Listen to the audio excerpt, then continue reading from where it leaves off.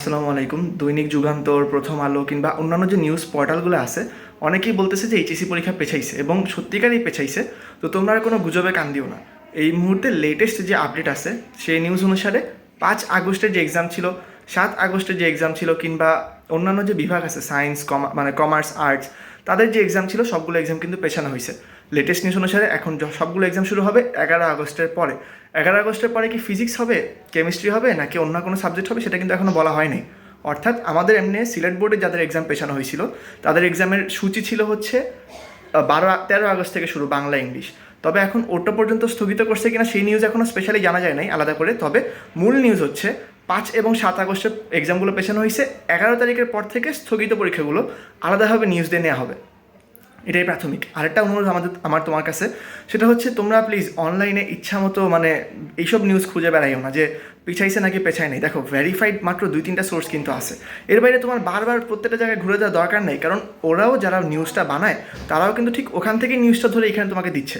তোমার জন্য ঢাকা এডুকেশনের বোর্ড আছে কিংবা বড় বড় যে প্রতিষ্ঠান আছে সেগুলো দেখতে পারো, কিংবা তুমি অনলাইন নিউজ অর্থাৎ প্রথম আলো বা যে যুগান্তর আছে সেগুলোর তুমি এডুকেশন যে ব্লগটা আছে, এডুকেশন যেখানে করে পাবলিশ করে, সেটা তুমি দেখতে পারো। সেখান থেকে তোমার নিউজ কিন্তু দেয়। বাট আমরা যে একটু পরে পরে হয়রানির শিকার হচ্ছে, আমি দেখছি আমার চ্যানেলে অনেকে কমেন্ট করতেছো যে ভাই এই এক্সাম পিছাইছে, ওই এক্সাম পিছাইছে, শুনলাম নাকি 5 আগস্টে সব এক্সাম পিছাইছে, 2 দিন আগে থেকে বলতেছো। তো এটা কিন্তু আসলে সবসময় সত্য না, বুঝতে পারছো? সব কিছু ভেরিফাইড লাগবে। তোমরা ধরো আজকে পড়াশোনা ছেড়ে দিলা, তোমরা 2 দিন আগে পড়াশোনা ছেড়ে দিছিলা, কি বলছো যে সব কিছু পিছাই গেছে। আসলে কিন্তু তখনও পিছাই নাই, যে আজকে অফিসিয়াল নিউজ দিল, অফিসিয়ালি এখন পিছাইছে। আপাতত মূল টার্গেট তোমাদের জন্য থাকতেছে 11 আগস্ট। 11 আগস্টে কী সাবজেক্ট নেওয়া হবে সেটা এখনও কিন্তু স্পষ্ট করে বলা হয়নি।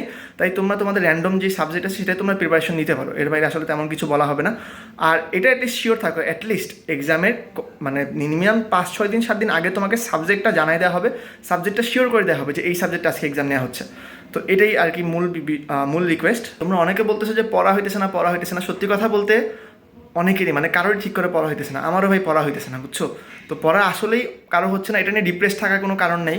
পড়া হচ্ছে না বলে তুমি তোমারটুকু চেষ্টা করো, এটাই আসলে সবটুকু এখন দেয়া। এর বাইরে যে পড়া হচ্ছে না এটা নিয়ে হতাশ হওয়ার কিচ্ছু নাই। সত্যি কথা বলতে আমিও যে নিজের জন্য রুটিন বানাইছিলাম, পরীক্ষার মধ্যে যে আমি 10 ঘন্টার মতো আমার মোটামুটি পড়া হইতো, 10-12 ঘন্টা করে, এক্সামের আগের দিন 12-13 ঘন্টা হইতো, সেটা কিন্তু এখন মোটেও হচ্ছে না। আমার এখন দৈনিক ধরো 3 ঘন্টা 4.5 ঘন্টা এরকমের বেশি কোনো দিন যাইতেছে না। তো এটা সারা বাংলাদেশের প্রত্যেকটা শিক্ষার্থীর অবস্থা। তাই এটা নিয়ে আফসোস করবা না, এটা নিয়ে টেনশন করবা না যে আমার পড়া হচ্ছে না, আমি পিছাই যাচ্ছি কিছু। তুমি তোমার সাইড থেকে করো, বাকিটা ইনশাল্লাহ আল্লাহ ভরসা, ইনশাল্লাহ সব কিছু ঠিকঠাক হয়ে যাবে। আর আবারও বলতেছি, কোনো গুজবে কান দেওয়ার দরকার নেই, গুজব টুজব আর কিছু বিশ্বাস করার দরকার নেই। 11 আগস্ট তোমার পরবর্তী সূচি শুরু হবে, পরবর্তী পরীক্ষাগুলো শুরু হবে। এরপরে যদি কোনো নিউজ আসে, ভালো ভালো কোনো চ্যানেলে তুমি দেখে নিবা, এখান থেকে ইনশাল্লাহ হয়ে যাবে। So that's all for today, bye bye.